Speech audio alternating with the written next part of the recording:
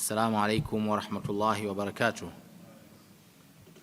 Namshukuru Allah subhanahu wa ta'ala na kumtakia rehma na amani kiongozi wetu, mwalimu wetu, kipenzi wetu Bwana Mtume Muhammadin sallallahu alayhi wasallam. Ndugu zangu, tunaendelea na darasa zetu za kabla salati al-isha katika mwezi huu mtukufu wa Ramadhan, tukiwa tunakumbushana fadla na ibada muhimu ambazo sisi kama Waislamu tunatakiwa tuzifanye ndani ya mwezi huu wa Ramadhan. Huu ni mwezi wa Qur'an kama tulivyosema, ni mwezi wa saum, kufunga, ni mwezi wa dua, lakini vile vile ni mwezi wa dhikr, kumdhukuru Allah subhanahu wa ta'ala. Watu wengi miongoni mwetu sisi Waislamu tunachukulia swala la dhikr kwamba ni ibada nyepesi ambayo labda haina uzito mbele ya Allah subhanahu wa ta'ala, au ni maneno tu mtu anatamka mdomoni.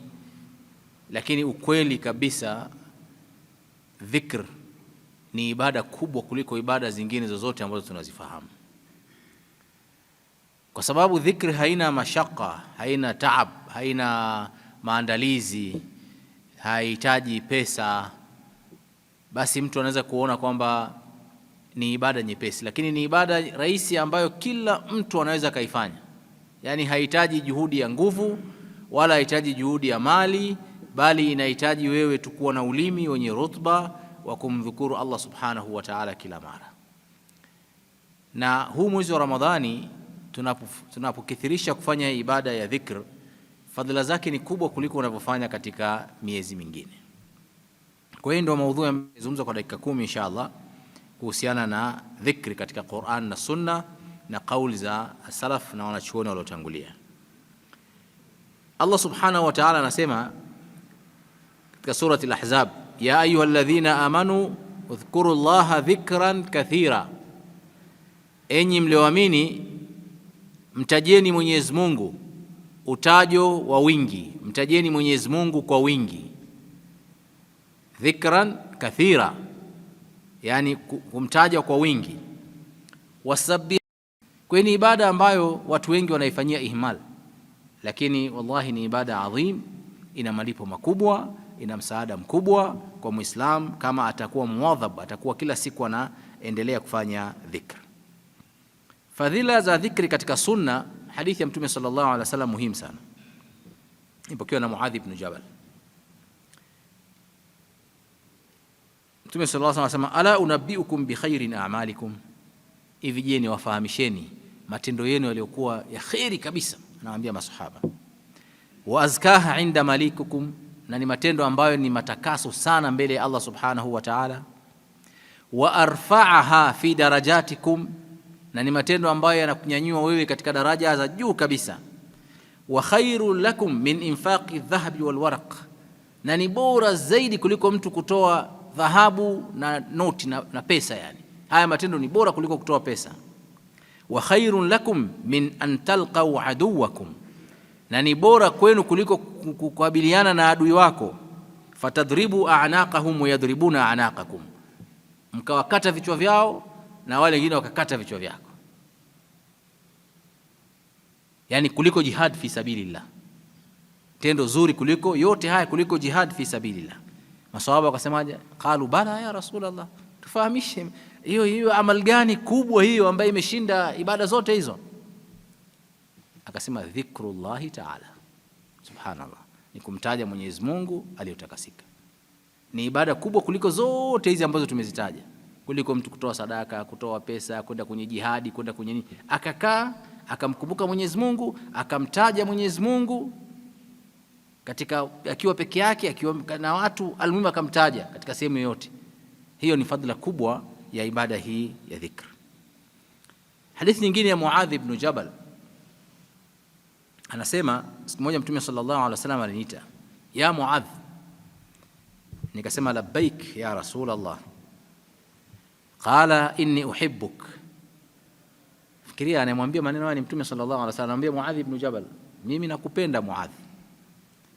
Muadh akasema wa ana wallahi, na mimi vile vile nakupenda ya Rasulullah. Qal, mtume akamwambia ala uallimuka kalimatin, kwa nini sikufundisha maneno machache, taquluha fi duburi kulli salatik, ambayo utayazungumza maneno haya katika baada ya kila swala yako, kisha swali sema maneno hayo. Qultu na'am ya Rasulullah, nikamwambia nifundishe mtume wa Mwenyezi Mungu. Qala qul, mtume sallallahu alaihi wasallam akasema sema Allahumma a'inni ala dhikrik, Mwenyezi Mungu nisaidie mimi kukudhukuru, kukutaja, nisaidie niwe nakutaja kwa wingi, wa shukrik, na kukushukuru kwa neema mbalimbali ambazo umenipa, wa husni ibadatik, na kukufanyia ibada iliyokuwa njema zaidi. Subhanallah, ukiangalia hapa iliyoanza a'inni ala dhikrik, ya kwanza kabisa nisaidie mimi katika kukudhukuru, yani kuwa nakutaja mara nyingi. Na haya maneno Mtume sallallahu alaihi wasallam anamwambia habibihi Muadh ibn Jabal, ambaye ameshamwambia ana uhibbuk, kwa maana anampa maneno yatakayomsaidia. Ukimaliza kuswali usikimbie, ukimaliza kuswali omba dua hii, Allahumma a'inni, Mwenyezi Mungu nisaidie, ala dhikrika, kukutaja wewe, wa shukrika, na kukushukuru, wa husni ibadatik, na kukuabudu ibada iliyokuwa njema. Kuna ugumu katika maneno haya ndugu zangu Waislamu? Na waulizeni, kuna ugumu wote? Hamna ugumu wote. Kuyahifadhi mepesi. Allahumma a'inni ala dhikrika wa shukrika wa husni ibadatik, kila baada ya swala. Na Mwenyezi Mungu atakusaidia, hata kama mdomo wako mzito kufanya dhikr, ataufanya utakuwa mwepesi kumtaja Allah subhanahu wa ta'ala. Kwa ndugu zangu, ibada ya dhikr mara nyingi tunaipuuza, lakini tunakosa fadhila nyingi sana, hususan ndani ya mwezi mtukufu wa Ramadhan, kwa sababu fadhila zake ni kubwa. Tumalizie kwa dhikri ya mwisho ambayo Mtume sallallahu alaihi wasallam ametufundisha. Mtume sallallahu alaihi wasallam anasema katika hadithi muttafaqun alayhi, yani haina shaka ndani yake, kalimatani khafifatani ala lisan, kalimatan, maneno mawili, khafifatan, mepesi sana, ala lisan, katika ulimi mtu kuyatamka, mepesi, hana uzito wote, hayana maain mengi wala madad mengi wala manini, maneno mepesi kabisa mtu anaweza kuyazungumza. Habibatani ila arrahman, lakini maneno haya mawili yanapendwa sana na Allah subhanahu wa ta'ala. Maneno gani hayo ya Rasulullah? Subhanallahi wa bihamdi, subhanallahi alazim, subhanallahi wa bihamdi, subhanallahi alazim. Tusemeni Waislamu, subhanallahi wa bihamdi, subhanallahi alazim. Kuna ugumu wote? Maneno mepesi kuyatamka, khafifatan lakini thaqilatan inda arrahman, ni mazito mbele ya Allah subhanahu wa ta'ala. Kila ukikaa peke yako, subhanallahi wa bihamdi, subhanallahi alazim. Jazakumullahu khairan, wassalamu alaykum wa rahmatullahi wa barakatuh.